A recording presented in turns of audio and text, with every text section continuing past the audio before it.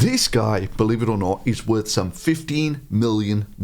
And he's got some pearls of wisdom, not on just why you don't need state healthcare, but why you don't need healthcare at all. But we'll come to that in a second. You see, America has lost its way. Basically, at the core of your argument is that we have lost touch with just simple values, but lost touch with God, and the government is no replacement. Yes, and the thing is, you don't need food or healthcare because none of those things will truly save you.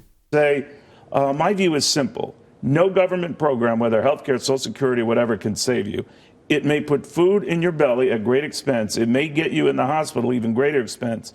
It may provide for you in the dog days of your life. But only one thing will, and that's Jesus. Yeah, it's mighty easy to be philosophical when you're not hungry or not in need of healthcare that you can't afford. And claiming that in that case, all you need is a belief in Jesus. I'm saying is that Kamala, I already have health care. It's given to me by God, eternal health care. I'm guaranteed to be raised from the dead. I have life and immortality given to me by God through Jesus Christ. But let me tell you something. Disease and hunger share one thing that belief in Jesus doesn't. No matter whether you believe in it or not, disease can kill you. A good infection can kill you. And if you don't get enough food, you will die of starvation. There is no evidence of any sort whatsoever that believing in Jesus will result in some kind of afterlife any more than believing in unicorns will mean you spend eternity in Pixieland. In short, disease and hunger are problems of the real world. Doctors can give you a little temporary reprieve, but they cannot save you from physical death. The doctors who treat you, they die too. Yeah, this is the very heartland of non-fake news, the Fox Business Network. Brings us to my next guest, the Duck Dynasty star, the author of The Theft of America's Soul, Phil Robertson. Telling you that it's not just government healthcare that you don't need, but you don't need any healthcare.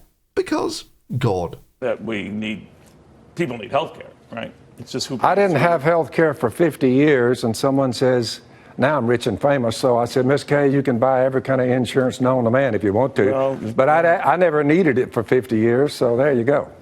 Oh boy. So let me get this straight. You never got sick, therefore no one needs insurance. Or no one needs healthcare because you never got sick. Look, I didn't need to go to a hospital ever in my entire life until I got appendicitis. Then I did.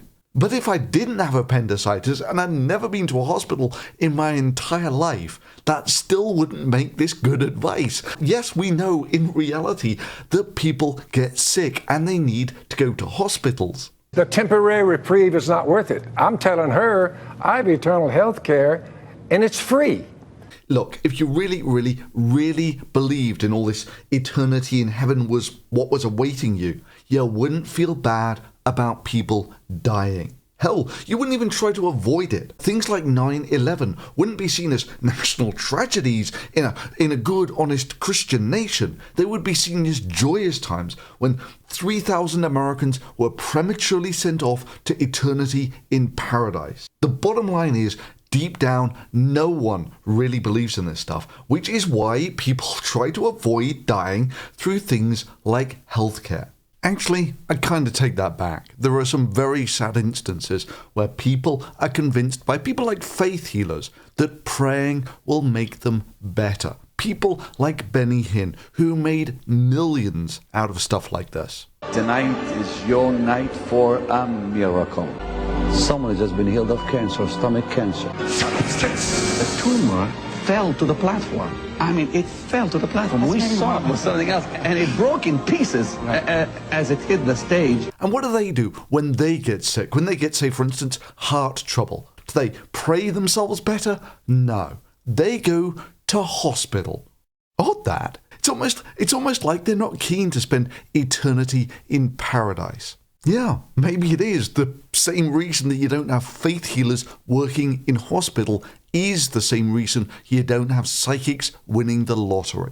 I'm telling her I have eternal health care and it's free. Doctors can give you a little temporary reprieve. Well, isn't that kind of the whole point of insurance? And doctors. If you can afford the loss, you don't need insurance.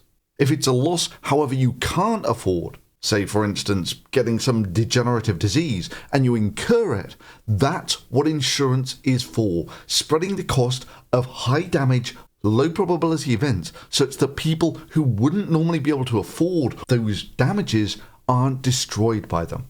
If you've got $15 million in the bank, you don't need health insurance. Because if anything goes wrong, you can just pay for it. Yeah, it's not quite as easy to be so philosophical about Jesus being the only healthcare that you need when you can't afford to buy yourself out of any medical problems that you might run into. I wrote the gospel down in hieroglyphic form, an arrow coming down out of heaven. Right. Say what you will about Jesus, but our calendar, the world's calendar, is based on Jesus Christ. It's 2019 years, Neil, since Jesus showed up. Wow, great argument there. It's 2019, therefore God. But I think I've got a cute retort to that. You know, maybe it's Thursday. And how can there be a Thursday if Thor isn't real? Out of all the people who've walked on planet Earth, your calendar is based on one of them?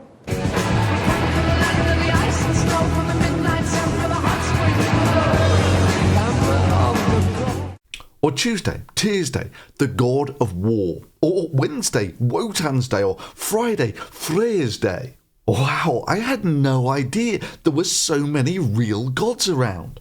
In fact, it's a fascinating thing just how many countries have days named after gods. For instance, in France, Monday, Moon Day, Lundi, Luna, Moon. Tuesday is Mardi, Mars Day. Mercredi, Mercury Day. Jeudi, Jupiter Day.